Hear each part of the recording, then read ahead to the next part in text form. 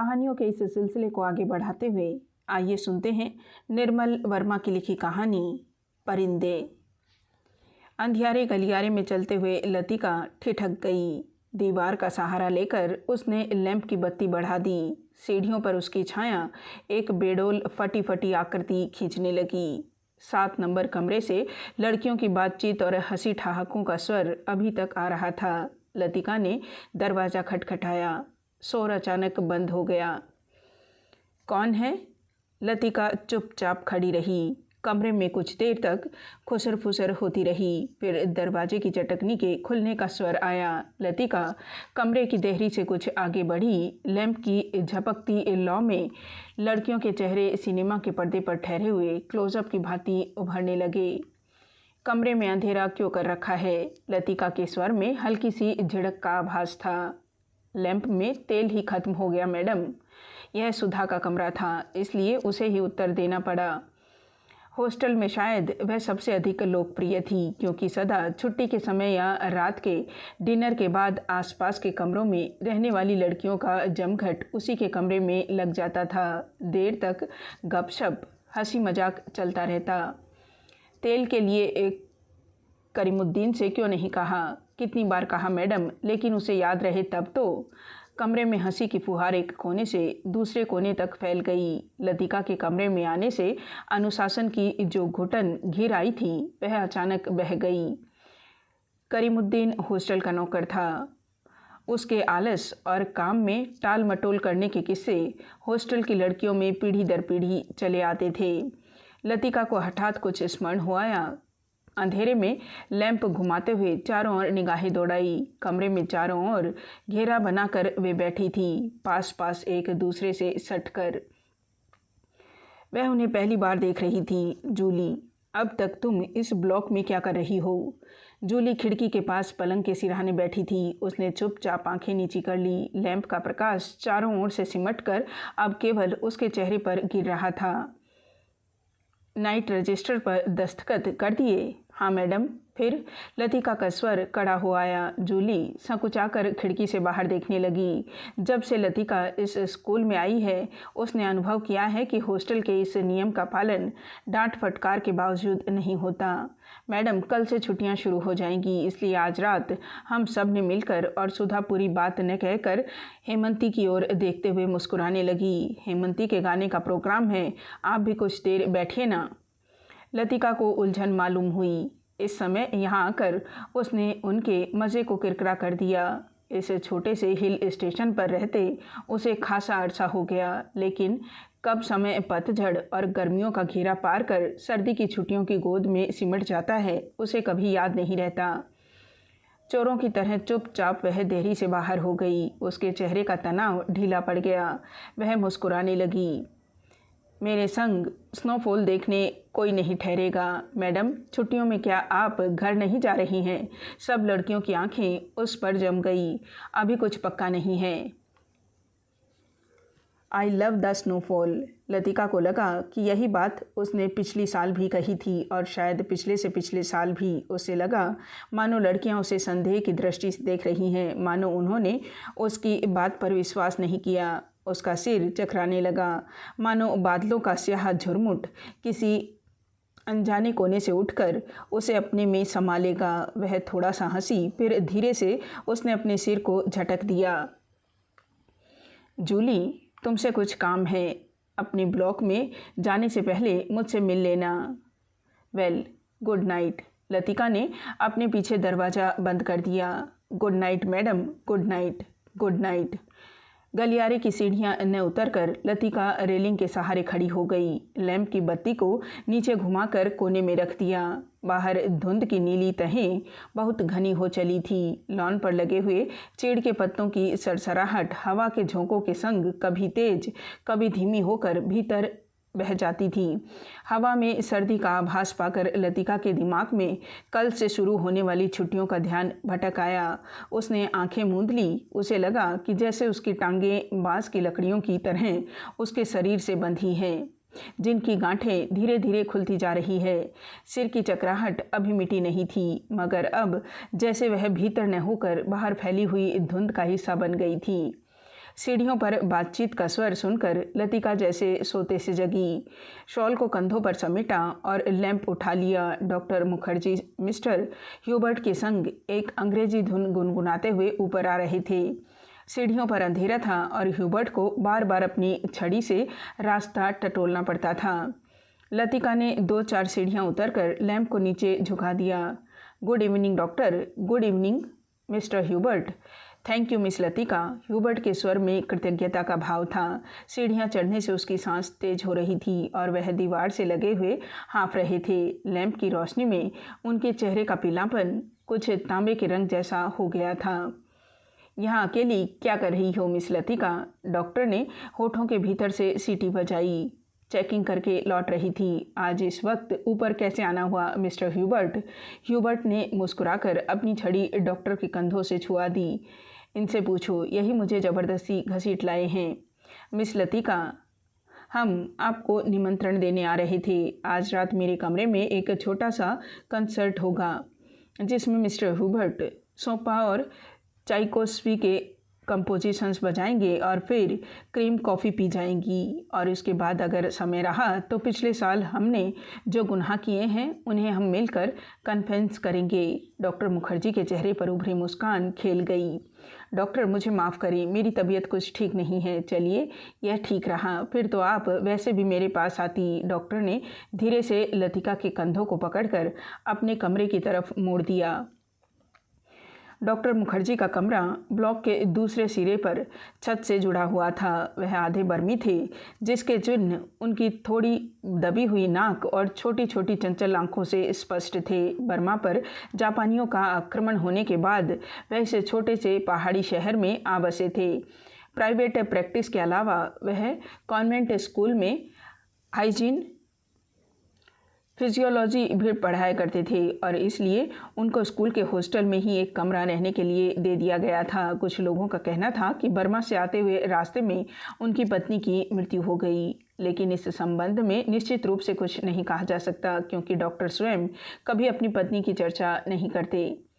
बातों के दौरान डॉक्टर अक्सर कहा करते हैं, मरने से पहले मैं एक बार बर्मा ज़रूर जाऊंगा, और तब एक क्षण के लिए उनकी आंखों में एक नमी सी आ जाती। लतिका चाहने पर भी उनसे कुछ पूछ नहीं पाती। उसे लगता कि डॉक्टर नहीं चाहते कि कोई अतीत के संबंध में उनसे कुछ भी पूछे या सहानुभूति दिखलाए। दूसरे ही क्षण अपनी गंभीरता को दूर ढकेलते हुए वह हंस पड़े, एक सूखी बुझी हुई हंसी। होम सिंक्रेंस ये एक ऐसी बीमारी है जिसका इलाज किसी डॉक्टर के पास नहीं है। छत पर मेज कुर्सियां डाल दी गई और भीतर कमरे से परकोलेटर में कॉफ़ी का पानी चढ़ा दिया गया। सुना है अगले 2-3 वर्षों में यहाँ पर बिजली का इंतज़ाम हो जाएगा। डॉक्टर ने स्प्रिट लैंप जलाते हुए कहा, यह बात तो पिछले सालों से सुनने में आ रही है। अंग्रेज़ों ने भी कोई लंबी चौड़ी स्कीम बनाई थी, पता नहीं उसका क्या हुआ। ह्यूबर्ट ने कहा। वह आराम कुर्सी पर लेटा हुआ बाहर लॉन की ओर देख रहा था।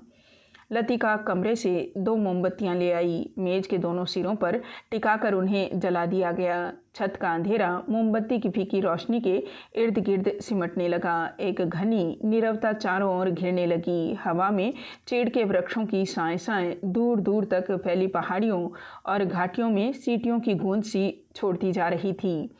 इस बार शायद बर्फ जल्दी गिरेगी। अभी से हवा में एक सर्द खुश्की सी महसूस होने लगी है। डॉक्टर का सिगार अंधेरे में लाल बिंदी सा चमक रहा था।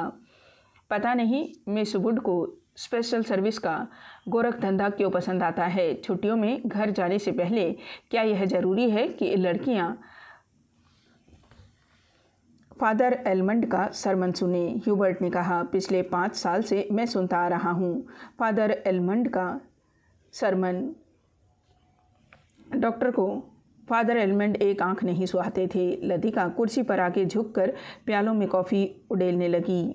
हर साल स्कूल बंद होने के दिन यही 2 प्रोग्राम होते हैं, चैपल में स्पेशल सर्विस और उसके बाद दिन में पिकनिक। लतिका को पहला साल याद आया जब डॉक्टर के संग पिकनिक के बाद वह क्लब गई थी। डॉक्टर बार में बैठे थे बॉलरूम कुमाऊं रेजिडेंट अफसरों से भरा हुआ था। कुछ देर तक बिलियर्ड्स का खेल देखने के बाद जब वह वापस बार की ओर आ रहे थे तब उन्होंने दाईं ओर क्लब की लाइब्रेरी में देखा, मगर उसी समय डॉक्टर मुखर्जी पीछे से आ गए थे। मिस लतिका, यह मिस्टर गिरीश नेगी हैं।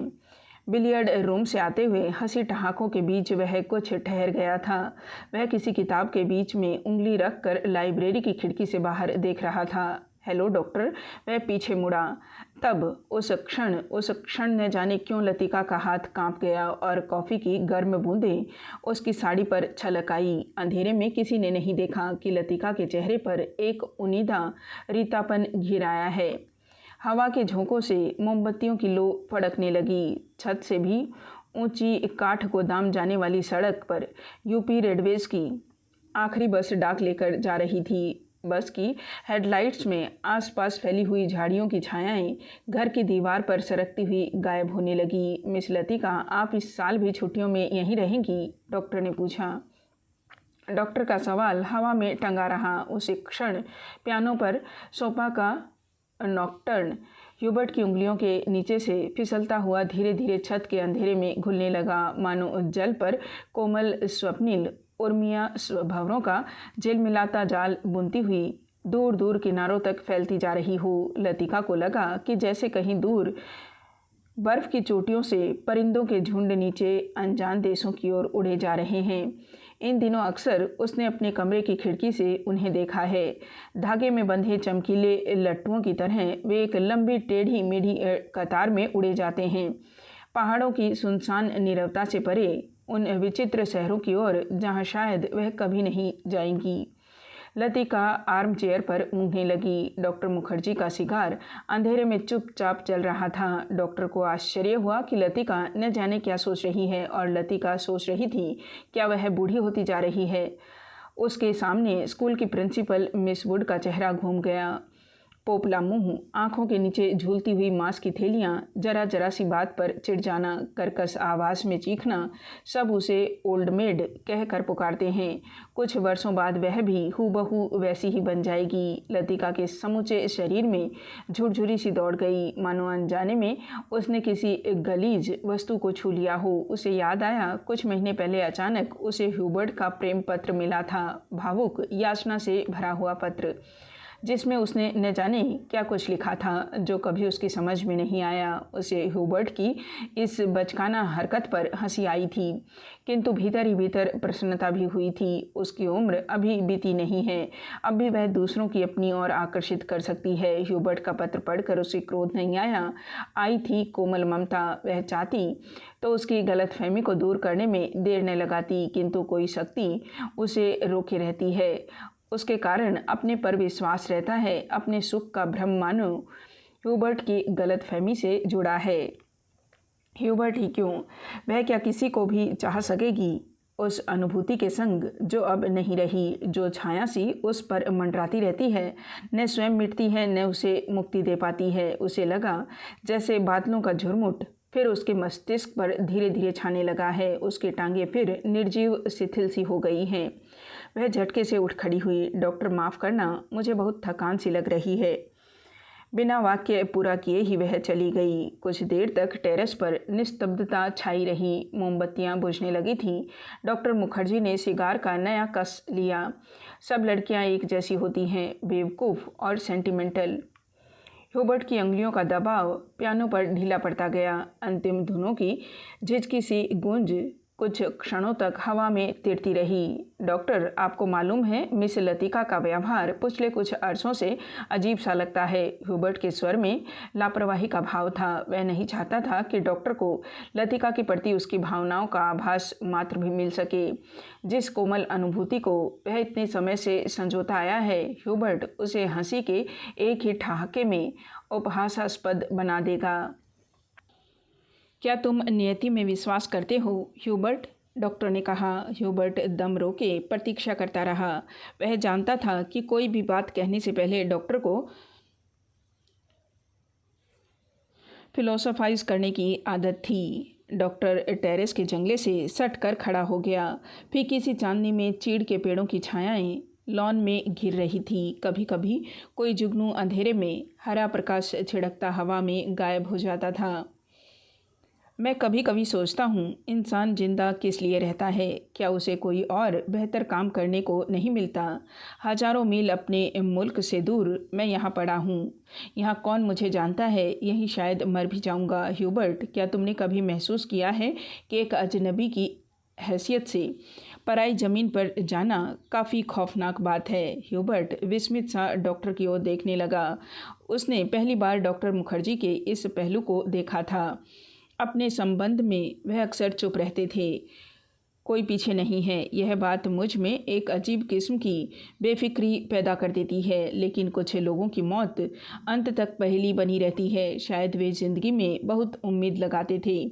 उसे ट्रेजिक भी नहीं कहा जा सकता, क्योंकि आखिरी दम तक उन्हें मरने का एहसास नहीं होता।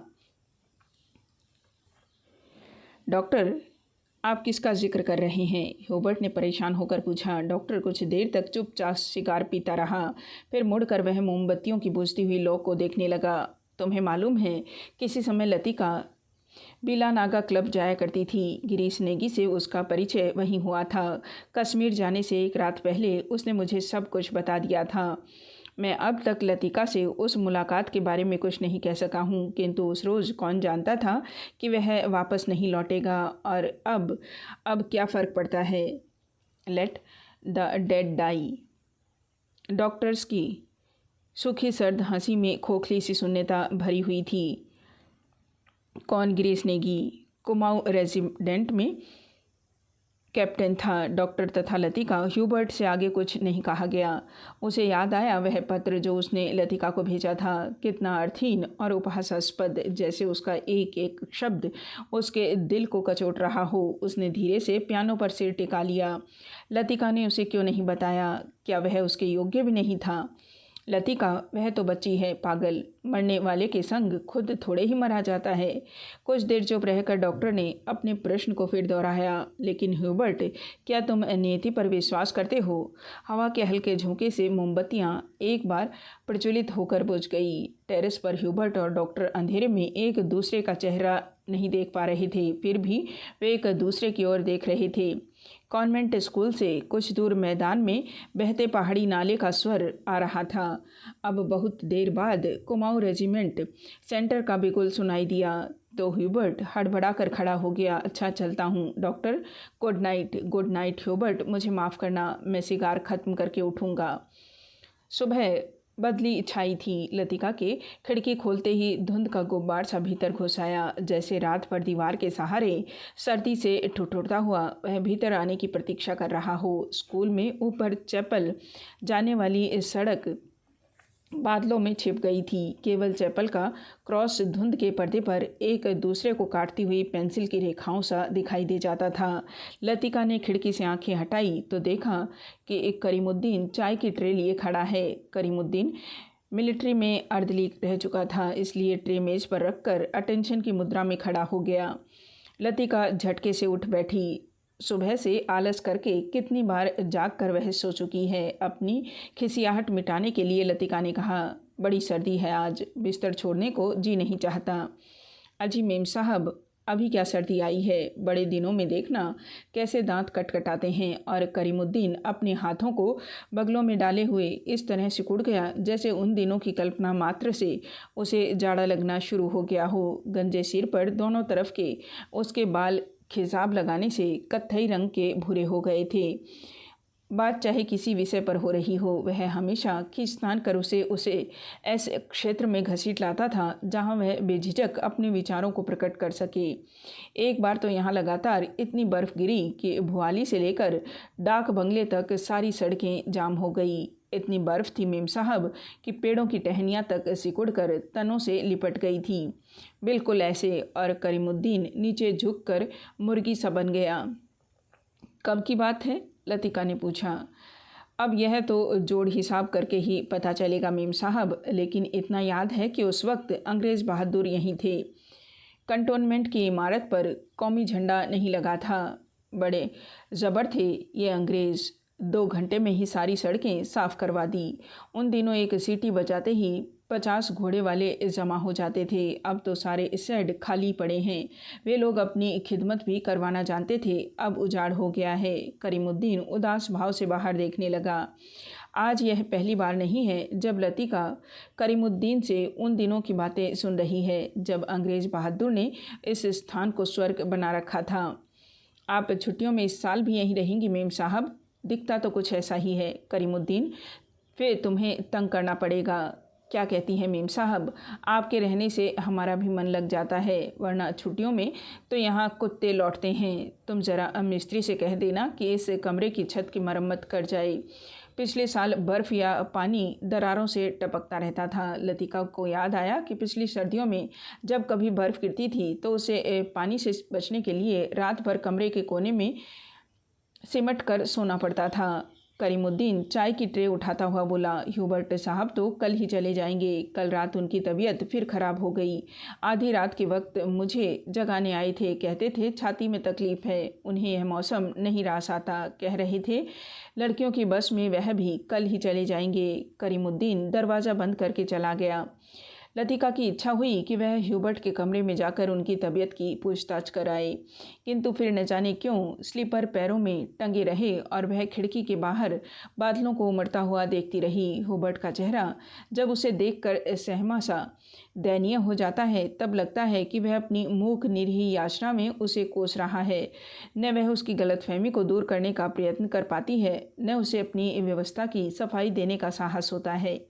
उसे लगता है कि इस जाले से बाहर निकलने के लिए वह धागे के जिस सिरे को पकड़ती है वह खुद एक गांठ बनकर रह जाता है। बाहर बूंदाबांदी होने लगी थी। कमरे की टेन की छत खट खट बोलने लगी। लतिका पलंग से उठ खड़ी हुई, बिस्तर को तह कड़ा, फिर पैरों में स्लीपरों को घसीटते हुए वह बड़े आईने तक आई और उसके सामने स्टूल पर बैठकर बालों को खोलने लगी, किंतु कुछ देर तक कंघी बालों में ही उलझी रही और वह गुमसुम हुई शीशे में अपना चेहरा देखती रही। करीमुद्दीन को यह कहना याद ही नहीं रहा कि धीरे धीरे आग जलाने की लकड़ियां जमा कर ले। इन दिनों सस्ते दामों पर सूखी लकड़ियां मिल जाती हैं। पिछले साल तो कमरा धुएं से भर जाता था, जिसके कारण कपकपाते जाड़े में भी उसे खिड़की खोलकर ही सोना पड़ता था। आईने में लतिका ने अपना चेहरा देखा। वह मुस्कुरा रही थी। पिछले साल अपने कमरे की सीलन और ठंड से बचने के लिए कभी कभी वह मिस वुड के खाली कमरे में चोरी चुपके सोने चली जाया करती थी। मिस वुड का कमरा बिना आग के भी गर्म रहा करता था।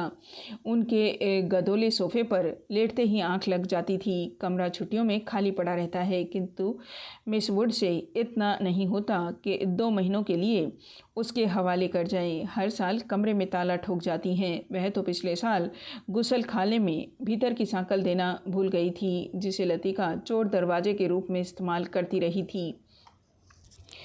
पहले साल अकेले में उसे बड़ा डर सा लगा था। छुट्टियों में सारे स्कूल और हॉस्टल के कमरे साए साए करने लगते हैं। डर के मारे उसे जब कभी नींद नहीं आती थी तब वह करीमुद्दीन को रात में देर तक बातों में उलझाए रखती। बातों में जब वह खोई सी सो जाती तब करीमुद्दीन लैंप बुझा कर चला जाता। कभी कभी बीमारी का बहाना करके वह डॉक्टर को बुलावा भेजती थी और बाद में बहुत जिद करके दूसरे कमरे में उनका बिस्तर लगवा देती। लतिका ने कंधे से बालों का गुच्छा निकाला और उसे बाहर फेंकने के लिए वह खिड़की के पास आ खड़ी हुई। बाहर छत की ढलान से बारिश के जल की मोटी सी धार बराबर लॉन पर गिर रही थी। मेघाच्छन्न आकाश में सरकते हुए बादलों के पीछे पहाड़ियों के झुंड कभी उभर आते थे, कभी छिप जाते थे, मानो चलती ट्रेन से कोई उन्हें देख रहा हो। लतिका ने खिड़की से सिर बाहर निकाल लिया। हवा के झोंकों से उसकी आंखें झप गई। उसे जितने काम याद आते हैं उतना ही आलस घना होता जाता है। बस की सीटें रिजर्व करवाने के लिए चपरासी को रुपए देने हैं। जो सामान हॉस्टल की लड़कियां पीछे छोड़ जा रही हैं उन्हें गोदाम में रखवाना होगा। कभी कभी तो छोटी क्लास की लड़कियों के साथ पैकिंग करवाने के काम में भी उसे हाथ बटाना पड़ता था। वह इन कामों से ऊबती नहीं। धीरे धीरे सब निपटते जाते हैं। कोई गलती इधर उधर रह जाती है जो बाद में सुधर जाती है। हर काम में किचकिच रहती है, परेशानी और दिक्कत होती है, किंतु देर सवेर उससे छुटकारा मिल ही जाता है। किंतु जब लड़कियों की आखिरी बस चली जाती है तब मन उचाट सा हो जाता है। खाली कॉरिडोर में घूमती हुई वह कभी इस कमरे में जाती है और कभी उसमें। वह नहीं जान पाती कि अपने से क्या करे। दिल कहीं भी नहीं टिक पाता, हमेशा भटका भटका सा रहता है। इस सब के बावजूद जब कोई सहज भाव से पूछ बैठता है, मिस लतिका, छुट्टियों में आप घर नहीं जा रही हैं, तब वह क्या कहे। Ding dong ding. Special service के लिए स्कूल चैपल के घंटे बजने लगे थे। लतिका ने अपना सिर खिड़की के भीतर कर लिया। उसने झटपट साड़ी उतारी और पेटीकोट में ही कंधे पर तौलिया डाल गुसल खाने में घुस गई। Left right. कंटोनमेंट जाने वाली पक्की सड़क पर 4-4 की एक पंक्ति में कुमाऊं रेजिमेंट के सिपाहियों की एक टुकड़ी मार्च कर रही थी। फौजी बूटों की भारी और खुरदरी आवाज़ें स्कूल चैपल की दीवारों से टकराकर भीतर प्रेयर हॉल में गूंज रही थी। ब्लेसेड और द मीक। फादर एलमंड एक एक शब्द चमाते हुए खखारते स्वर में सरमन ऑफ द माउंट पढ़ रहे थे। ईसा मसीह की मूर्ति के नीचे कैंडल ब्रियम के दोनों ओर मोमबत्तियां जल रही थी, जिनका प्रकाश आगे बढ़ी हुई लड़कियों पर पड़ रहा था। पिछली लाइन की बेंचें अंधेरे में डूबी हुई थी, जहां लड़कियां प्रार्थना की मुद्रा में बैठी हुई सिर झुकाए एक दूसरे से खुसर फुसर कर रही थी। मिस वुड स्कूल सीजन के सफलतापूर्वक समाप्त हो जाने पर विद्यार्थियों और स्टाफ सदस्यों को बधाई का भाषण दे चुकी थी और अब फादर के पीछे बैठी हुई अपने में ही कुछ बुड़बुड़ा रही थी, मानो धीरे धीरे फादर का प्रमोट कर रही हूँ। आमीन। फादर एलमंड ने बाइबल मेज पर रख दी और प्रेयर बुक उठा ली। हॉल की खामोशी क्षण भर के लिए टूट गई। लड़कियों ने खड़े होते हुए जानबूझकर बेंचों को पीछे धकेला। बेंचें फर्श पर रगड़ खाकर सीटी बजाती हुई पीछे खिसक गई। हॉल के कोने से हंसी फूट पड़ी। मिस वुड का चेहरा तन गया, माथे पर भ्रुकुटियां चढ़ गई। फिर अचानक निस्तब्धता छा गई। हॉल के उस घुटे हुए धुंधलके में फादर का तीखा फटा हुआ स्वर सुनाई देने लगा। Jesus said, I am the light of the world. He that followeth me shall not walk in darkness, but shall have the light of the light. Doctor Mukherjee ने ऊब और अकुलाहट से भरी जम्हाई ली। कब यह एक किस्सा खत्म होगा? उसने इतने ऊंचे स्वर में लतिका से पूछा कि वह संकुचाकर दूसरी ओर देखने लगी। स्पेशल सर्विस के समय डॉक्टर मुखर्जी के होठों पर व्यंग्यात्मक मुस्कान खेलती रही और वह धीरे धीरे अपनी मूँछों को खींचता रहा। फादर एलमंड की वेशभूषा देखकर लतिका के दिल में गुदगुदी सी दौड़ गई। जब वह छोटी थी तो अक्सर यह बात सोचकर विस्मित हुआ करती थी कि क्या पादरी लोग सफ़ेद चोगे के नीचे कुछ नहीं पहनते? अगर धोखे से वह ऊपर उठ जाए तो। लेफ्ट मार्च करते फौजी फुट चैपल से दूर होते जा रहे थे। केवल उनकी गूंज हवा में शेष रह गई थी। हिक नंबर 117। फादर ने प्रार्थना पुस्तक खोलते हुए कहा। हॉल में प्रत्येक लड़की ने डेस्क पर रखी हुई हिम बुक खोल ली। पन्नों के पलटने की खड़खड़ाहट फिसलती एक सिरे से दूसरे सिरे तक फैल गई। आगे की बेंच से उठकर ह्यूबर्ट पियानो के सामने स्टूल पर बैठ गया। संगीत शिक्षक होने के कारण हर साल स्पेशल सर्विस के अवसर पर उसे एक कॉयर के संग पियानो बजाना पड़ता था। रॉबर्ट ने अपने रुमाल से नाक साफ की। अपनी घबराहट छिपाने के लिए ह्यूबर्ट हमेशा ऐसा ही किया करता था। कनखियों से हॉल की ओर देखते हुए उसने कांपते हाथों से हिम बुक खोली। Lead kindly light. पियानो के सुर दबे झिझकते से मिलने लगे। घने बालों से ढकी ह्यूबर्ट की लंबी पीली उंगलियां खुलने सिमटने लगी। कॉयर में गाने वाली लड़कियों के स्वर एक दूसरे से गूंथकर कोमल स्निग्ध लहरों में बीत गए। लतिका को लगा उसका जुड़ा ढीला पड़ गया है, मानो गर्दन के नीचे झूल रहा है। मिस वुड की आंख बचा लतिका ने चुपचाप बालों में लगे क्लिपों को कसकर खींच दिया। बड़ा झक्की आदमी है। सुबह मैंने ह्यूबर्ट को यहाँ आने से मना किया था, फिर भी चला आया, डॉक्टर ने कहा। लतिका को करीमुद्दीन की बात याद हो आई। रात भर ह्यूबर्ट की खांसी का दौरा पड़ रहा था। कल जाने के लिए कह रहे थे। लतिका ने सिर टेढ़ा करके ह्यूबर्ट के चेहरे की एक झलक पाने की विफल चेष्टा की। इतने पीछे से कुछ भी देखा पाना संभव न हो पाया। पियानो पर झुका हुआ केवल ह्यूबर्ट का सिर दिखाई देता था। लीड काइंडली लाइट संगीत के सुर मानो एक ऊंची पहाड़ी पर चढ़कर हाँफती हुई सांसों को आकाश की अगाध शून्यता से बिखेरते हुए नीचे उतर रहे हैं। बारिश की मुलायम धूप चैपल के लंबे चौकोर शीशों पर झलमला रही है, जिसकी एक महीन चमकीली रेखा ईसा मसीह के प्रतिमा पर तिरछी होकर गिर रही है। मोमबत्तियों का धुआं धूप में नीली सी लकीर खींचता हुआ हवा में तिरने लगा है। पियानो के क्षणिक पोज में लतिका को पत्तों का मरमर कहीं दूर अनजानी दिशा से आता हुआ सुनाई देता है। एक क्षण के लिए उसे यह भ्रम हुआ कि चैपल का फीका सा अंधेरा उस छोटे से प्रेयर हॉल के चारों कोनों से सिमटता हुआ उसके आसपास घिर आया है, मानो कोई उसकी आंखों पर पट्टी बांधकर उसे यहाँ तक ले आया हो और अचानक उसकी दोनों आंखें खोल दी हो। उसे लगा कि जैसे मोमबत्तियों के धूमिल आलोक में कुछ भी ठोस वास्तविक न रहा हो। चैपल की छत, दीवारें, डेस्क पर रखा हुआ डॉक्टर का सुघड़ सुडोल हाथ और पियानो के सुर अतीत की धुंध को भेदते हुए स्वयं उस धुंध का भाग बनते जा रहे हों। एक पगली सी स्मृति, एक उद्भ्रांत भावना, चैपल के शीशों के परे पहाड़ी सूखी हवा में झुकी हुई विपिंग विलोज की कांपती टहनियाँ, पैरों तले चीड़ के पत्तों की धीमी सी चिर परिचित खड़खड़। वहीं पर गिरी से एक हाथ में मिलिट्री का खाकी हैट लिए खड़ा है। चौड़े उठे हुए सबल कंधे, अपना सिर वहाँ टिका दो तो जैसे सिमट कर खो जाएगा। चार्ल्स बोयर यह नाम उसने रखा था। वह झेंप कर हंसने लगता। तुम्हें आर्मी में किसने चुन लिया? मेजर बन गए हो, लेकिन लड़कियों से भी गए बीते हो। जरा जरा सी बात पर चेहरा लाल हो जाता है। यह सब वह कहती नहीं, सिर्फ सोचती भर थी। सोचा था कहूँगी, वह कभी नहीं आया। बुरोस का लाल फूल लाए हो? न झूठे। खाकी कमीज की जिस जेब पर बैज चिपके थे उसी में से मूसा हुआ बुरोस का फूल निकल आया। छी, सारा मुरझा गया।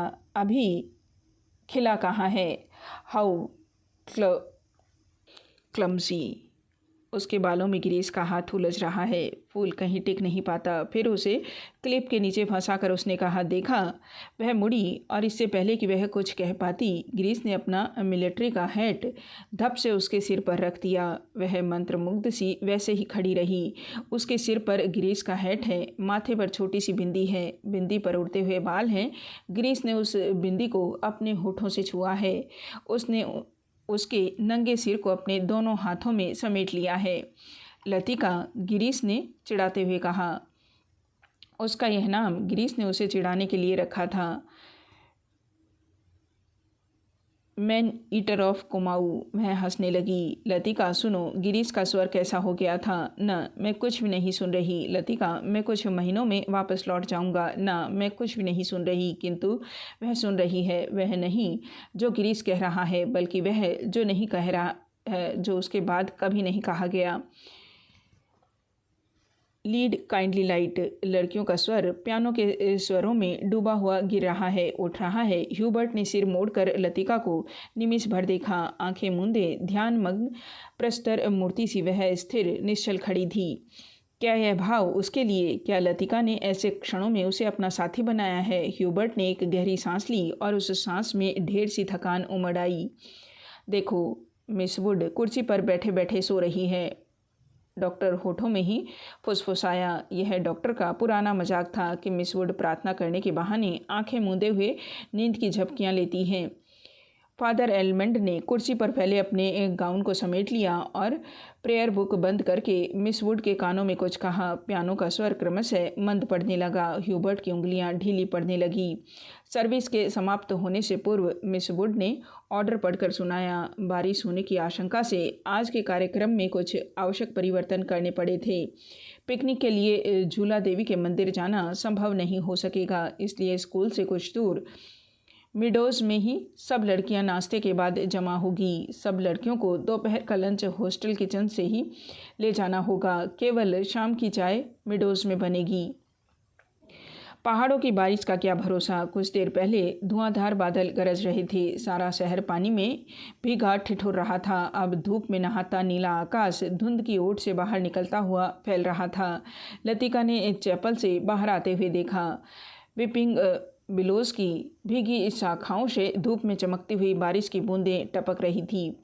लड़कियां चैपल से बाहर निकलकर छोटे छोटे झुंड बनाकर कॉरिडोर में जमा हो गई हैं। नाश्ते के लिए अभी पौना घंटा पड़ा था और उनमें से कोई लड़की हॉस्टल जाने के लिए इच्छुक नहीं थी। छुट्टियां अभी शुरू नहीं हुई थी, किंतु शायद इसलिए वे इन चंद बचे खुचे क्षणों में अनुशासन के घेरे के भीतर भी मुक्त होने का भरपूर आनंद उठा लेना चाहती थी। मिस वुड को लड़कियों का यह गुलगपाड़ा अखरा, किंतु फादर एलमंड के सामने वह उन्हें डांट फटकार नहीं सकी। अपनी झुंझलाहट दबाकर वह मुस्कुराते हुए बोली, कल सब चली जाएंगी, सारा स्कूल वीरान हो जाएगा।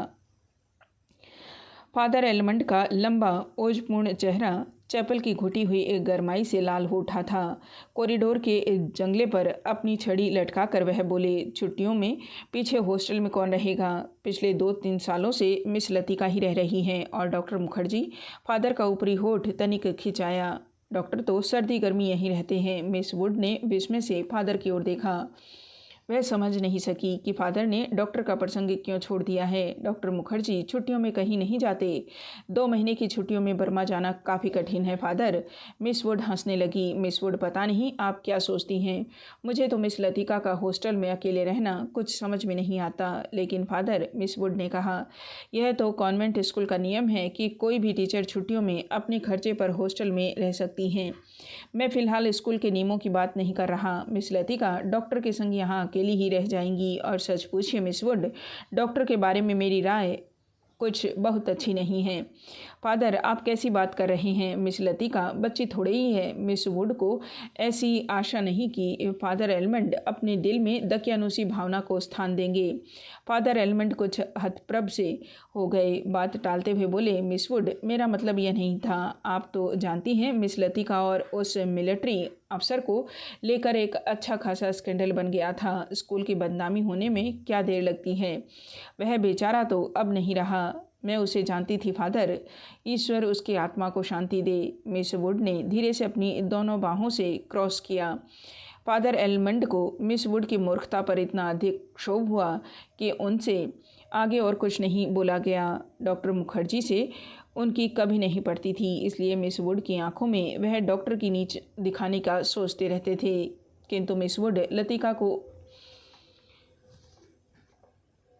का रोना ले बैठी। आगे मत बढ़ाना व्यर्थ की बातें। उन्होंने छड़ी को जंगले से उठाया और ऊपर साफ खुले आकाश को देखते हुए बोले, प्रोग्राम आपने यूं ही बदला मिस वुड। अब क्या बारिश होगी।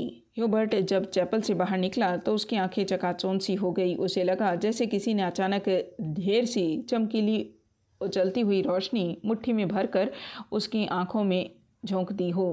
पियानो के संगीत के सुर रुई के छुई मुई रेशों की भांति अब तक उसके मस्तिष्क की थकी मांदी नसों पर फड़फड़ा रहे थे। वह काफ़ी थक गया था। पियानो बजाने से फेफड़ों पर हमेशा भारी दबाव पड़ता है। दिल की धड़कन तेज हो जाती थी।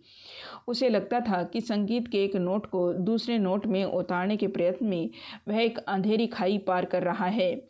आज चैपल में मैंने जो महसूस किया वह कितना रहस्यमय, कितना विचित्र था, ह्यूबर्ट ने सोचा। मुझे लगा पियानो का हर नोट चिरंतन खामोशी की अंधेरी खोह में निकलकर बाहर फैली नीली धुंध को काटता तराशता हुआ एक भूला सा अर्थ खींच लाता है।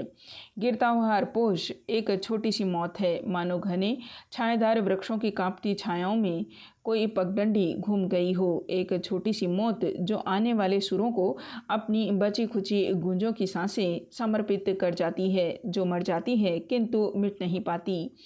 मिटती नहीं इसलिए मरकर भी जीवित है, दूसरे सुरों में लय हो जाती है। डॉक्टर, क्या मृत्यु ऐसे ही आती है। अगर मैं डॉक्टर से पूछूं तो वह हंसकर टाल देगा। मुझे लगता है वह पिछले कुछ दिनों से कोई बात छिपा रहा है। उसकी हंसी में जो सहानुभूति का भाव होता है वह मुझे अच्छा नहीं लगता। आज उसने मुझे स्पेशल सर्विस में आने से रोका था। कारण पूछने पर वह चुप रहा था। कौन सी ऐसी बात है जिसे मुझसे कहने में डॉक्टर कतराता है। शायद मैं शक की मिजाज होता जा रहा हूँ और बात कुछ भी नहीं है। ह्यूबर्ट ने देखा लड़कियों की कतार स्कूल से हॉस्टल जाने वाली सड़क पर नीचे उतरती जा रही है। उजली धूप में उनके रंग बिरंगे रिबन, हल्की आसमानी रंग की फ्रॉकें और सफ़ेद पेटियां चमक रही हैं। सीनियर कैम्ब्रिज की कुछ लड़कियों ने चैपल की वाटिका से गुलाब के फूलों को तोड़कर अपने बालों में लगा लिया है। कंटोनमेंट के 3-4 सिपाही लड़कियों को देखते हुए अश्लील मजाक करते हुए हंस रहे हैं और कभी कभी किसी लड़की की ओर जरा सा झुक कर सीटी बजाने लगते हैं। Hello mister Hubert. ह्यूबर्ट ने चौंक कर पीछे देखा। लतिका एक मोटा सा रजिस्टर बगल में दबाए खड़ी थी। आप अभी यहीं हैं? ह्यूबर्ट की दृष्टि लतिका पर टिकी रही। वह क्रीम रंग की पूरी बाहों की ऊनी जैकेट पहने हुए थी। कुमाऊनी लड़कियों की तरह लतिका का गला गोल था। धूप की तपन से पका गेहुआ रंग कहीं कहीं हल्का सा गुलाबी हो आया था, मानो बहुत धोने पर भी गुलाब के कुछ धब्बे इधर उधर बिखरे रह गए हों। उन लड़कियों के नाम नोट करने थे जो कल जा रही हैं, सो पीछे रुकना पड़ा। आप भी तो कल जा रहे हैं मिस्टर ह्यूबर्ट?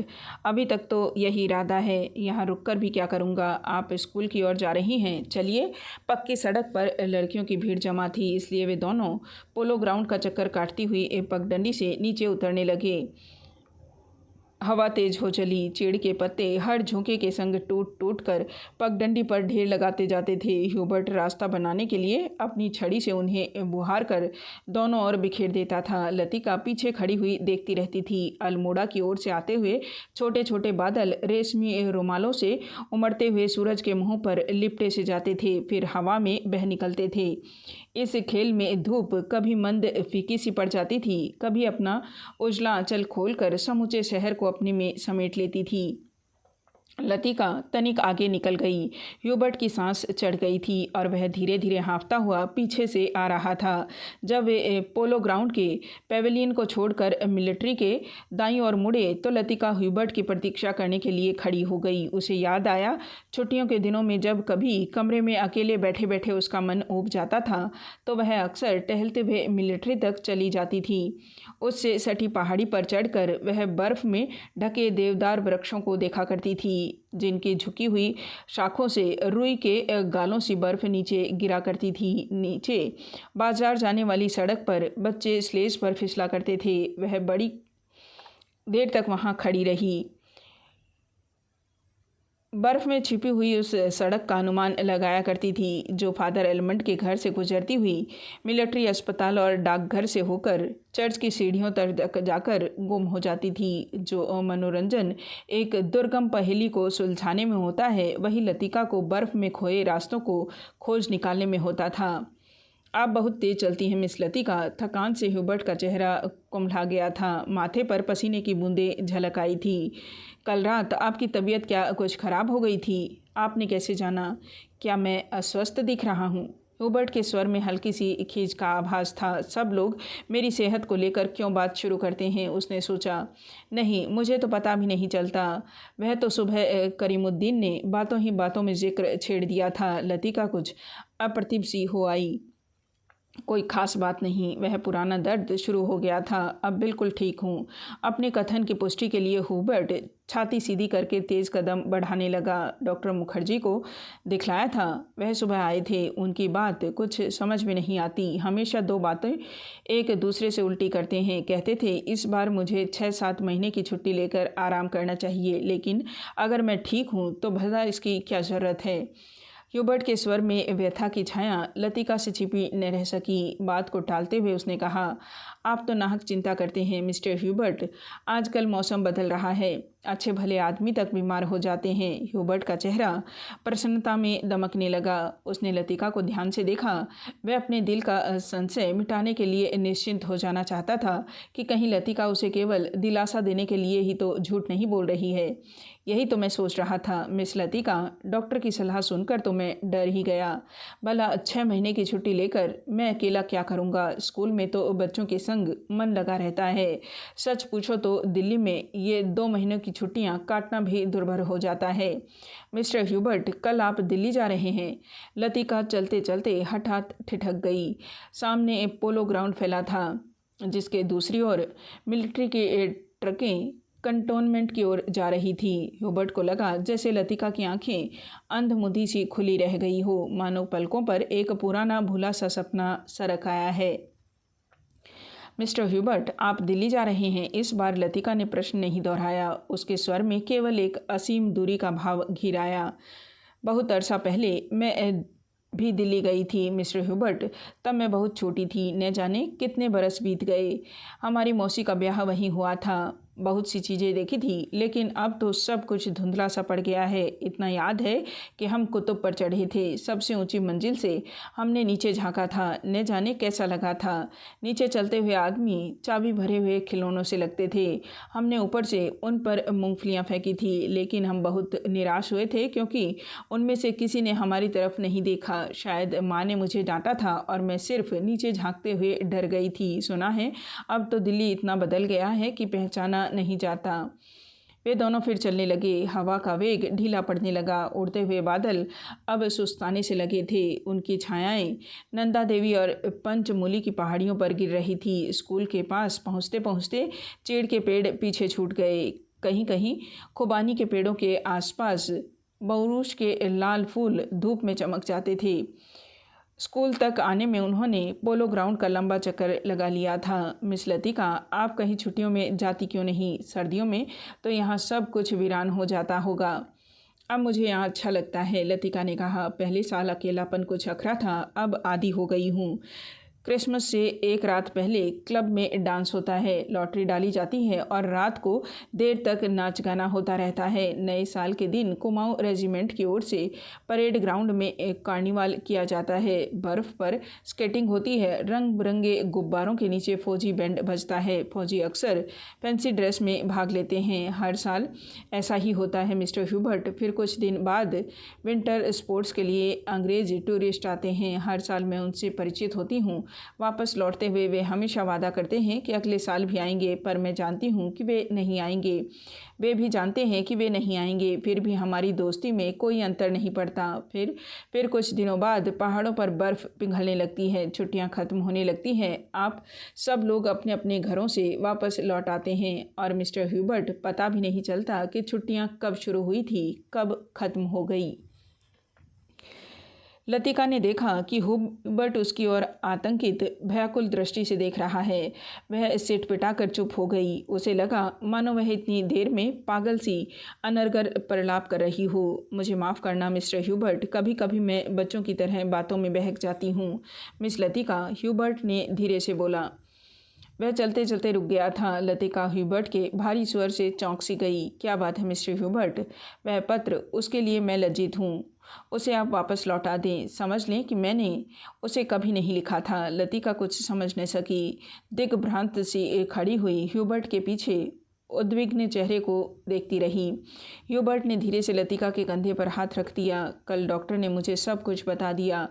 अगर मुझे पहले से मालूम होता तो ह्यूबर्ट हकलाने लगा। मिस्टर ह्यूबर्ट, किंतु लतिका से आगे कुछ भी नहीं कहा गया। उसका चेहरा सफ़ेद हो गया था।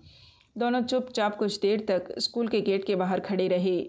मिडोज़ पगडंडियों, पत्तों, छायाओं से घिरा छोटा सा द्वीप, मानो कोई घोंसला दो हरी घाटियों के बीच आ दबा हो। भीतर घुसते ही पिकनिक की काली आग से झुलसे हुए पत्थर, अधजली टहनियाँ, बैठने के लिए बिछाए गए पुराने अखबारों के टुकड़े इधर उधर बिखरे दिखाई दे जाते हैं। अक्सर टूरिस्ट पिकनिक के लिए यहाँ आते हैं। मिडोज़ को बीच में काटता हुआ टेढ़ा मेढ़ा बरसाती नाला बहता है, जो दूर से धूप में चमकता हुआ सफ़ेद रिबन सा दिखाई देता है। यहीं पर काठ के तख्तों का बना हुआ टूटा सा पुल है, जिस पर लड़कियाँ हिचकोले खाती हुई चल रही हैं। डॉक्टर मुखर्जी, आप तो सारा जंगल जला देंगे। मिस वुड ने अपनी ऊंची एड़ी के सैंडल में जलती हुई दियासलाई को दबा डाला, जो डॉक्टर ने सिगार सुलगाकर चीड़ के पत्तों के ढेर पर फेंक दी थी। वे इन नाले से कुछ दूर हटकर चीड़ के दो पेड़ों की गुथी हुई छाया के नीचे बैठे थे। उनके सामने एक छोटा सा रास्ता नीचे पहाड़ी गांव की ओर जाता था, जहां पहाड़ की गोद में शक्करपारों के खेत एक दूसरे के नीचे बिछे हुए थे। दोपहर के सन्नाटे में भेड़ बकरियों के गलों में बंधी हुई घंटियों का स्वर हवा में बहता हुआ सुनाई दे जाता था। घास पर लेटे लेटे डॉक्टर सिगार पीते रहे। जंगल की आग कभी देखी है मिस वुड? एक अलमस्त नशे की तरह धीरे धीरे फैलती जाती है। आपने कभी देखी है डॉक्टर? मिस वुड ने पूछा। मुझे तो बड़ा डर लगता है। बहुत साल पहले शहरों को जलाते हुए देखा था। डॉक्टर लेटे हुए आकाश की ओर ताक रहे थे। एक एक मकान ताश के पत्तों की तरह गिरता जाता है। दुर्भाग्यवश ऐसे अवसर देखने में बहुत कम आते हैं। आपने कहाँ देखा डॉक्टर? लड़ाई के दिनों में अपने शहर रंगून को जलते हुए देखा था। मिस वुड की आत्मा को ठेस लगी, किंतु फिर भी उनकी उत्सुकता शांत नहीं हुई। आपका घर, क्या वह भी जल गया था? डॉक्टर कुछ देर तक चुपचाप लेटा रहा। हम उसे खाली छोड़कर चले आए थे। मालूम नहीं बाद में क्या हुआ। अपने व्यक्तिगत जीवन के संबंध में कुछ भी कहने में डॉक्टर को कठिनाई महसूस होती है।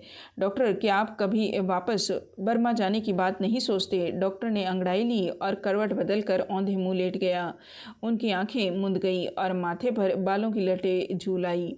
सोचने से क्या होता है मिस वुड? जब बर्मा में था तब क्या कभी सोचा था कि यहाँ आकर उम्र काटनी होगी? लेकिन डॉक्टर, कुछ भी कह लो, अपने देश का सा सुख कहीं और नहीं मिलता।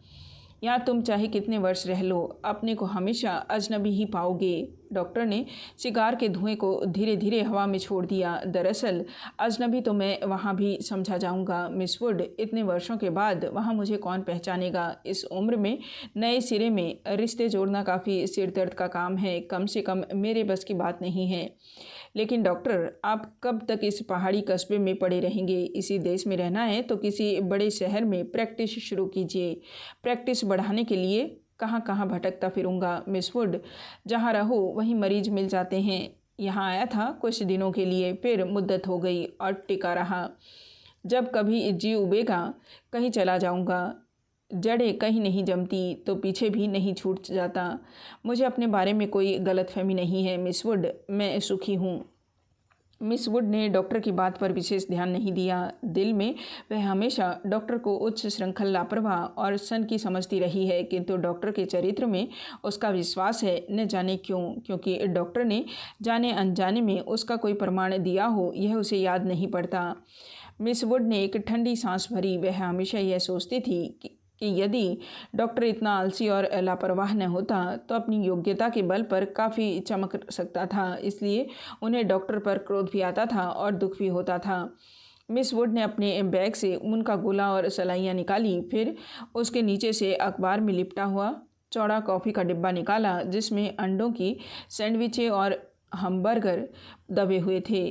थर्मस से प्यालों की कॉफ़ी उड़ेलते मिस वुड ने कहा, डॉक्टर, काफ़ी ठंडी हो रही है।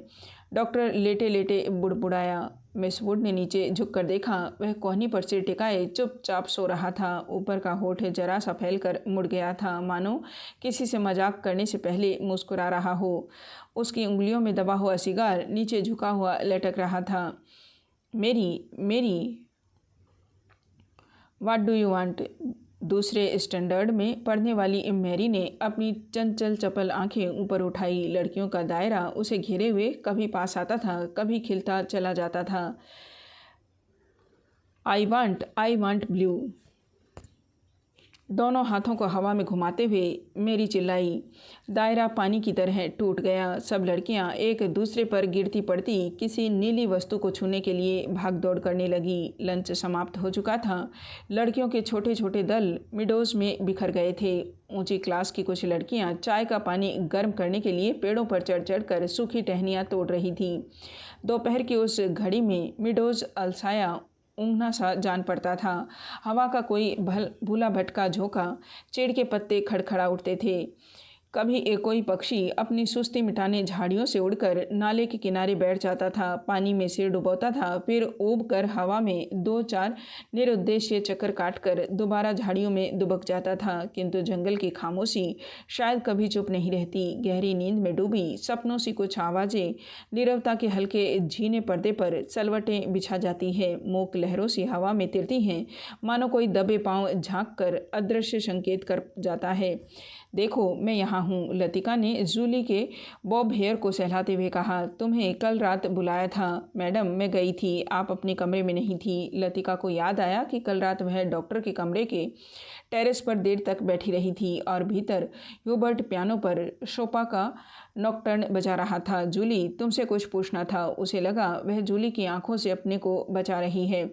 जूली ने अपना चेहरा ऊपर उठाया। उसकी भूरी आंखों से कौतूहल झांक रहा था। तुम ऑफिसर्स मेस में किसको जानती हो? जूली ने अनिश्चित भाव से सिर हिलाया। लतिका कुछ देर तक जूली को अपलक घूरती रही। जूली, मुझे विश्वास है तुम झूठ नहीं बोलोगी। कुछ क्षण पहले जूली के आंखों में जो कौतूहल था वह भय में परिणत होने लगा। लतिका ने अपनी जैकेट की जेब से एक नीला लिफाफा निकालकर जूली की गोद में फेंक दिया। यह किसकी चिट्ठी है? जूली ने लिफाफा उठाने के लिए हाथ बढ़ाया, किंतु फिर एक क्षण के लिए उसका हाथ कांपकर ठिठक गया। लिफाफे पर उसका नाम और हॉस्टल का पता लिखा हुआ था। थैंक यू मैडम, मेरे भाई का पत्र है, वह झांसी में रहते हैं। जूली ने घबराहट में लिफाफे को अपनी स्कर्ट की तहों में छिपा लिया। जूली, ज़रा मुझे लिफाफा दिखलाओ। लतिका का स्वर तीखा कर्कश सा हो आया। जूली ने अनमने भाव से लतिका को पत्र दे दिया। तुम्हारे भाई झांसी में रहते हैं? जूली इस बार कुछ नहीं बोली। उसकी उद्भ्रांत उखड़ी सी आंखें लतिका को देखती रही। यह क्या है? जूली का चेहरा सफ़ेद फक पड़ गया। लिफाफे पर कुमाऊं रेजिमेंटल सेंटर की मुहर उसकी ओर घूर रही थी। कौन है यह? लतिका ने पूछा। उसने पहले भी हॉस्टल में उड़ती हुई अफवाह सुनी थी कि जूली को क्लब में किसी मिलिट्री अफसर के संग देखा गया था, किंतु ऐसी अफवाहें अक्सर उड़ती रहती थी और उसने उस पर विश्वास नहीं किया था। जूली, तुम अभी बहुत छोटी हो। जूली के होठ कांपे। उसकी आंखों में निरीह याचना का भाव घिर आया। अच्छा, अभी जाओ, तुमसे छुट्टियों के बाद बातें करूंगी। जूली ने ललचाई दृष्टि से लिफाफे की ओर देखा। कुछ बोलने की उद्यत थी वे, फिर बिना कुछ कहे चुपचाप वापस लौट गई। लतिका देर तक जूली को देखती रही, जब तक वह आंखों से ओझल नहीं हो गई। क्या मैं किसी खुसट बुढ़िया से कम हूँ? अपने अभाव का बदला क्या मैं दूसरों से ले रही हूँ? शायद, कौन जाने, शायद जूली का यह प्रथम परिचय हो उस अनुभूति से जिसे कोई भी लड़की बड़े चाव से संजो कर संभाल कर अपने में छिपाई रहती है। एक अनिर्वचनीय सुख जो पीड़ा लिए है, पीड़ा और सुख को डुबोती हुई उमड़ते ज्वार की खुमारी जो दोनों को अपने में समा लेती है। एक दर्द जो आनंद से उपजा है और पीड़ा देता है। यहीं इसी देवदार के नीचे उसे भी यही लगा था। जब गिरीश ने पूछा था, तुम चुप क्यों हो, वह आंखें मूंदे सोच रही थी। सोच कहाँ रही थी, जी रही थी उस क्षण को जो भय और विस्मय के बीच भिचा था। बहका सा पागल क्षण। वह कभी पीछे मुड़ेगी तो गिरीश की नर्वस मुस्कुराहट दिखाई दे जाएगी। उस दिन से आज दोपहर तक का अतीत एक दुस्वप्न की मानिंद टूट जाएगा। वही देवदार है जिस पर उसने अपने बालों के क्लिप से गिरीश का नाम लिखा था। पेड़ की छाल उतरती नहीं थी, क्लिप टूट टूट जाती थी। तब गिरीश ने अपने नाम के नीचे उसका नाम लिखा था। जब कभी कोई अक्षर बिगड़कर टेढ़ा मेढ़ा हो जाता था तब वह हंसती थी और गिरीश का कांपता हाथ और भी कांप जाता था। लतिका को लगा कि जो वह याद करती है वही भूलना भी चाहती है, लेकिन जब सचमुच भूलने लगती है तब उसे भय लगता है कि जैसे कोई उसकी किसी चीज़ को उसके हाथों से छीने लिए जा रहा है, ऐसा कुछ जो सदा के लिए खो जाएगा। बचपन में जब कभी वह अपने किसी खिलौने को खो देती थी तो वह गुमसुम सी होकर सोचा करती थी, कहाँ रख दिया मैंने। जब बहुत दौड़ धूप करने पर खिलौना मिल जाता तो वह बहाना करती कि अभी उसे खोज ही रही है, कि वह अभी मिला नहीं है।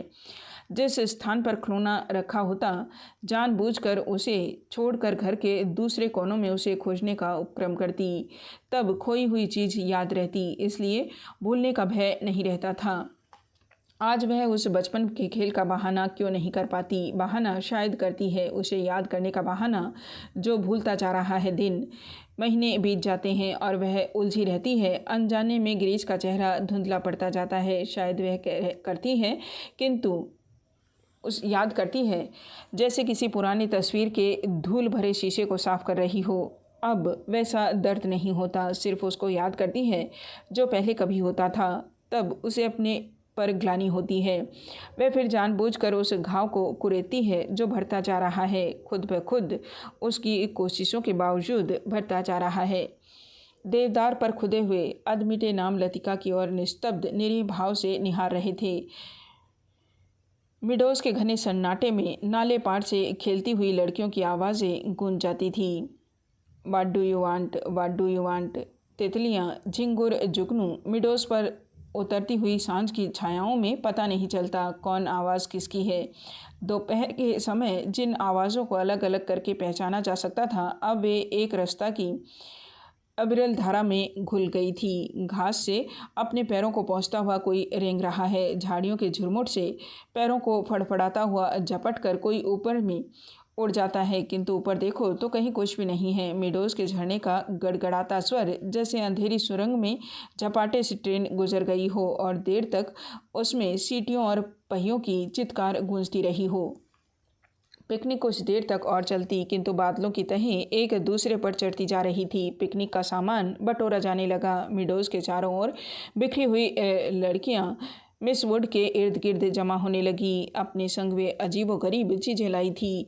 कोई किसी पक्षी के टूटे पंख को बालों में लगाए हुए थी। किसी ने पेड़ की टहनी को चाकू से छीलकर छोटी सी बेंत बना ली थी। ऊंची क्लास की कुछ लड़कियों ने अपने अपने रुमालों में नाले से पकड़ी हुई छोटी छोटी बालिश्त भर की मछलियों को दबा रखा था, जिन्हें मिस वुड से छिपाकर वे एक दूसरे को दिखा रही थी। मिस वुड लड़कियों की टोली के संग आगे निकल गई। मिडोज से पक्की सड़क तक 3-4 फरलांग की चढ़ाई थी। लतिका हाँफने लगी। डॉक्टर मुखर्जी सबसे पीछे आ रहे थे।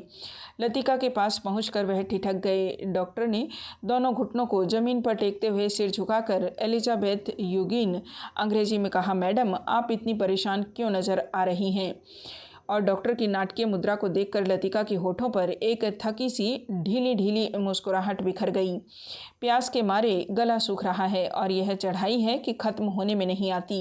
डॉक्टर ने अपने कंधे पर लटकते हुए थर्मस को उतारकर लतिका के हाथों में देते हुए कहा, थोड़ी सी कॉफ़ी बची है, शायद कुछ मदद कर सके। पिकनिक में तुम कहाँ रह गए डॉक्टर? कहीं दिखाई नहीं दिए। दोपहर भर सोता रहा मिस वुड के संग। मेरा मतलब है मिस वुड पास बैठी थी। मुझे लगता है मिस वुड मुझसे मोहब्बत करती है। कोई भी मजाक करते समय डॉक्टर अपनी मूंछों को कोनों से चबाने लगते हैं। क्या कहती थी? लतिका ने थर्मस से कॉफ़ी को मुंह में उड़ेल लिया। शायद कुछ कहती, लेकिन बदकिस्मती से बीच में ही मुझे नींद आ गई। मेरी ज़िंदगी के कुछ खूबसूरत प्रेम प्रसंग कमबख्त इस नींद के कारण अधूरे रह गए हैं। और इस दौरान में जब दोनों बातें कर रहे थे, उनके पीछे मिडोज और मोटर रोड के संग चढ़ती हुई चीड़ और बांझ के वृक्षों की कतारें सांझ के घिरते अंधेरे में डूबने लगी। मानो प्रार्थना करते हुए उन्होंने चुपचाप अपने सिर नीचे झुका लिए हों। इन्हीं पेड़ों के ऊपर बादलों में एक गिरजे का क्रॉस कहीं उलझा पड़ता था। उसके नीचे पहाड़ों की ढलान पर बिछे हुए खेत भागती हुई गिलहरियों से लग रहे थे, मानो किसी की टोह में स्तब्ध ठिठक गई हो। डॉक्टर मिस्टर ह्यूबर्ट पिकनिक पर नहीं आए। डॉक्टर मुखर्जी टॉर्च जलाकर लतिका के आगे आगे चल रहे थे। मैंने उन्हें मना कर दिया था। किस लिए? अंधेरे में पैरों के नीचे दबे हुए पत्तों की चरमराहट के अतिरिक्त कुछ सुनाई नहीं देता था। डॉक्टर मुखर्जी ने धीरे से खांसा। पिछले कुछ दिनों से मुझे संदेह होता जा रहा है कि ह्यूबर्ट की छाती का दर्द मामूली दर्द नहीं है। डॉक्टर थोड़ा सा खांसा, जैसे उसे अपनी यह गंभीरता अरुचिकर लग रही हो। डॉक्टर ने प्रतीक्षा की, शायद लतिका कुछ कहेगी, किंतु लतिका चुपचाप उसके पीछे चल रही थी। यह मेरा महज शक है, शायद मैं बिल्कुल गलत हूँ, किंतु यह बेहतर होगा कि वह अपने एक फेफड़े का एक्सरे करा लें। इससे कम से कम कोई भ्रम तो नहीं रहेगा। आपने मिस्टर ह्यूबर्ट से इसके बारे में कुछ कहा है? अभी तक कुछ नहीं कहा। ह्यूबर्ट जरा सी बात पर चिंतित हो उठता है, इसलिए कभी साहस नहीं हो पाता। डॉक्टर को लगा उसके पीछे आते हुए लतिका के पैरों का स्वर सहसा बंद हो गया है। उन्होंने पीछे मुड़कर देखा। लतिका बीच सड़क पर अंधेरे में छाया सी चुपचाप निश्चल खड़ी है। डॉक्टर लतिका का स्वर भर्राया हुआ था। क्या बात है मिस लतिका, आप रुक क्यों गई? डॉक्टर, क्या मिस्टर ह्यूबर्ट? डॉक्टर ने अपनी टॉर्च की मध्यम रोशनी लतिका पर दी। उसने देखा लतिका का चेहरा एकदम पीला पड़ गया है और वह रह रह कर पत्ते सी कांप जाती है। मिस लतिका, क्या बात है? आप तो बहुत डरी सी जान पड़ती हैं। कुछ नहीं डॉक्टर, मुझे कुछ याद आ गया था। वे दोनों फिर चलने लगे। कुछ दूर जाने पर उनकी आंखें ऊपर उठ गई। पक्षियों का एक बेड़ा धूमिल आकाश में त्रिकोण बनाता हुआ पहाड़ों के पीछे से उनकी ओर आ रहा था। लतिका और डॉक्टर सिर उठाकर उन पक्षियों को देखते रहे। लतिका को याद आया, हर साल सर्दी की छुट्टियों से पहले ये परिंदे मैदानों की ओर उड़ते हैं। कुछ दिनों के लिए बीच के इस पहाड़ी स्टेशन पर बसेरा करते हैं, प्रतीक्षा करते हैं बर्फ़ के दिनों की, जब वे नीचे अजनबी अनजाने देशों में उड़ जाएंगे। क्या वे इस सब भी प्रतीक्षा कर रहे हैं? वह डॉक्टर मुखर्जी, मिस्टर ह्यूबर्ट, लेकिन कहाँ के लिए? हम कहाँ जाएंगे? किंतु उसका कोई उत्तर नहीं मिला। उस अंधेरे में मिडोज के झरने के भूतले स्वर और चीड़ के पत्तों की सरसराहट के अतिरिक्त कुछ सुनाई नहीं देता था। लतिका हड़बड़ाकर चौंक गई। अपनी छड़ी पर झुका डॉक्टर धीरे धीरे सीटी बजा रहा था। मिस लतिका, जल्दी कीजिए, बारिश शुरू होने वाली है। हॉस्टल पहुंचते पहुंचते बिजली चमकने लगी थी, किंतु उस रात बारिश देर तक नहीं हुई। बादल बरसने भी नहीं पाते थे कि हवा के थपेड़ों से धकेल दिए जाते थे। दूसरे दिन तड़के ही बस पकड़नी थी, इसलिए डिनर के बाद लड़कियां सोने के लिए अपने अपने कमरों में चली गई थी। जब लतिका अपने कमरे में गई उस समय कुमाऊं रेजिमेंटल सेंटर का बिगुल बज रहा था। उसके कमरे में करीमुद्दीन कोई पहाड़ी धुन गुनगुनाता हुआ लैंप में गैस पंप कर रहा था। लतिका उन्हीं कपड़ों में तकिए को दोबारा करके लेट गई। करीमुद्दीन ने उड़ती हुई निगाह से लतिका को देखा, फिर अपने काम में जुट गया। पिकनिक कैसी रही मेम साहब? तुम क्यों नहीं आए? सब लड़कियां तुम्हें पूछ रही थी, लतिका ने कहा। दिन भर की थकान धीरे धीरे उसके शरीर की पसलियों पर चिपटती जा रही है। अनायास उसकी आंखें नींद के बोझ से झपकने लगी। मैं चला आता तो ह्यूबर्ट साहब की तीमारदारी कौन करता? दिन भर उनके बिस्तरे से सटा हुआ बैठा रहा और अब वह गायब हो गए हैं। करीमुद्दीन ने कंधे पर लटकते हुए मैले कुचले तौलिए को उतारा और लैंप के शीशों की गर्द पोंछने लगा। लतिका की अंधमुंधी आंखें खुल गई। क्या ह्यूबर्ट साहब अपने कमरे में नहीं हैं? खुदा जाने इस हालत में कहाँ भटक रहे हैं। पानी गर्म करने कुछ देर के लिए बाहर गया था, वापस आने पर देखता हूँ कि कमरा खाली पड़ा है। करीमुद्दीन बड़बड़ाता हुआ बाहर चला गया। लतिका ने लेटे लेटे पलंग के नीचे चप्पलों को पैरों से उतार दिया। ह्यूबर्ट इतनी रात कहाँ गए? किंतु लतिका की आंखें फिर झपक गई। दिन भर की थकान ने सब परेशानियाँ प्रश्नों पर कुंजी लगा दी थी। मानो दिन भर आँख मिचौनी खेलते हुए उसने अपने कमरे में दैया को छू लिया था। अब वह सुरक्षित थी। कमरे चार दीवारी के भीतर उसे कोई नहीं पकड़ सकता। दिन के उजाले में वह गवाह थी, मुजरिम थी। हर चीज़ का उसमें तकाजा था। अब इस अकेलेपन में कोई गिला नहीं, उल्हाना नहीं। सब खींचातानी खत्म हो गई है। जो अपना है वह बिल्कुल अपना सा हो गया है। उसका दुख नहीं, अपनाने की फुर्सत नहीं।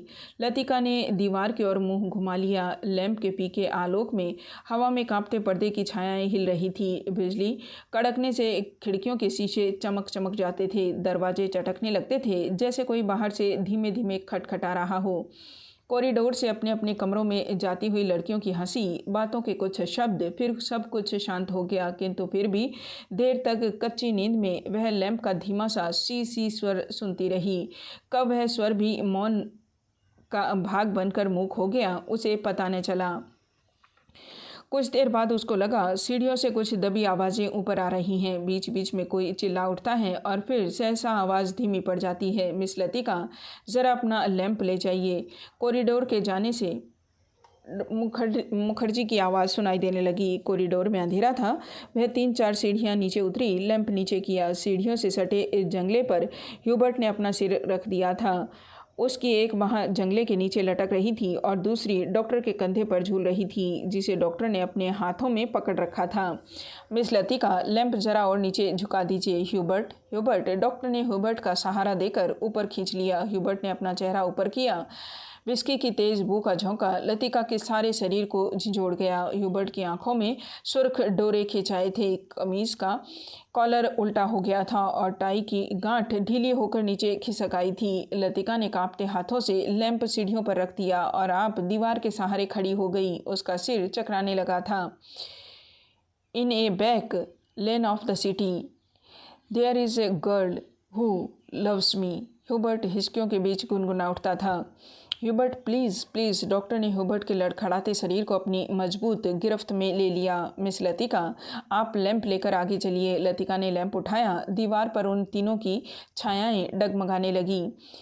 इन a back lane of the city there is a girl who loves me. Hubert doctor Mukherjee के कंधे पर सिर टिकाए अंधेरी सीढ़ियों पर उल्टे सीधे पैर रखता चढ़ रहा था। डॉक्टर, हम कहाँ हैं? ह्यूबर्ट सहसा इतने ज़ोर से चिल्लाया कि उसकी लड़खड़ाती आवाज़ सुनसान अंधेरे में कॉरिडोर की छत से टकराकर देर तक हवा में गूंजती रही।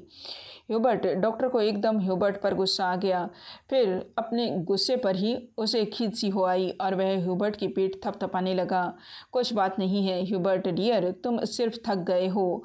रॉबर्ट ने अपनी आंखें डॉक्टर पर गड़ा दी। उनमें एक भयभीत बच्चे की सी एक कातरता झलक रही थी, मानो डॉक्टर के चेहरे से वह किसी प्रश्न का उत्तर पा लेना चाहता हो। ह्यूबर्ट के कमरे में पहुंचकर डॉक्टर ने उसे बिस्तर पर लिटा दिया और ह्यूबर्ट ने बिना किसी विरोध के चुपचाप जूते मोजे उतरवा दिए। जब ह्यूबर्ट की टाई उतारने लगा डॉक्टर, तो ह्यूबर्ट अपनी कोहनी के सहारे उठा। कुछ देर तक डॉक्टर की आंखें फाड़ते हुए घूरता रहा, फिर धीरे से उसका हाथ पकड़ लिया। डॉक्टर, क्या मैं मर जाऊंगा? कैसी बात करते हो ह्यूबर्ट? डॉक्टर ने हाथ छुड़ाकर धीरे से ह्यूबर्ट का सिर तकिए पर टिका दिया। Good night Hubert.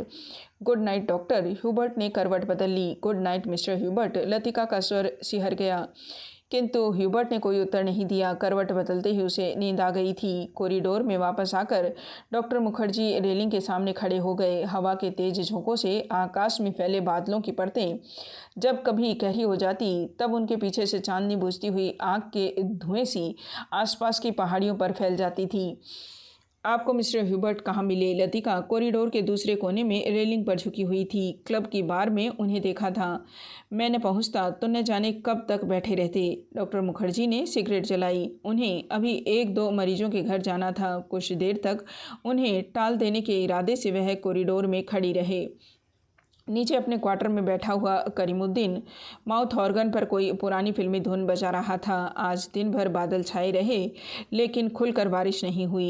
क्रिसमस तक शायद मौसम ऐसा ही रहेगा। कुछ देर तक दोनों चुपचाप खड़े रहे। कॉन्वेंट स्कूल के बाहर फैले लॉन से झिंगुरों का अनवरत स्वर चारों ओर फैली निस्तब्धता को और भी अधिक घना बना रहा था। कभी कभी ऊपर मोटर गाड़ी किसी कुत्ते की रियाहट सुनाई पड़ रही थी। डॉक्टर, कल रात आपने मिस्टर ह्यूबर्ट से कुछ कहा था मेरे बारे में, वही जो सब लोग जानते हैं, और ह्यूबर्ट जिसे जानना चाहिए था लेकिन नहीं जानता था। डॉक्टर ने लतिका की ओर देखा। वह जड़वत अविचलित रेलिंग पर झुकी हुई थी। वैसे हम सब की अपनी अपनी जिद होती है, कोई छोड़ देता है, कोई आखिर तक उससे चिपका रहता है। डॉक्टर मुखर्जी अंधेरे में मुस्कुराए। उनकी मुस्कुराहट में सूखा सा विरक्त का भाव भरा था। कभी कभी मैं सोचता हूँ मिस लतिका, किसी चीज़ को न जानना यदि गलत है तो जानबूझकर न भूल पाना, हमेशा जोंक की तरह उसे चिपटे रहना, यह भी गलत है। बर्मा से आते हुए जब मेरी पत्नी की मृत्यु हुई थी, मुझे अपनी ज़िंदगी बेकार सी लगती थी। आज इस बात को अरसा गुजर गया और जैसा आप देखती हैं मैं जी रहा हूँ। उम्मीद है कि काफ़ी अरसा और जीऊँगा। ज़िंदगी काफ़ी दिलचस्प लगती है और यदि उम्र की मजबूरी न होती तो शायद मैं दूसरी शादी करने में भी न हिचकता। इसके बावजूद कौन कह सकता है कि मैं अपनी पत्नी से प्रेम नहीं करता था? आज भी करता हूँ। लेकिन डॉक्टर, लतिका का गला रुध गया था। क्या मिस लतिका?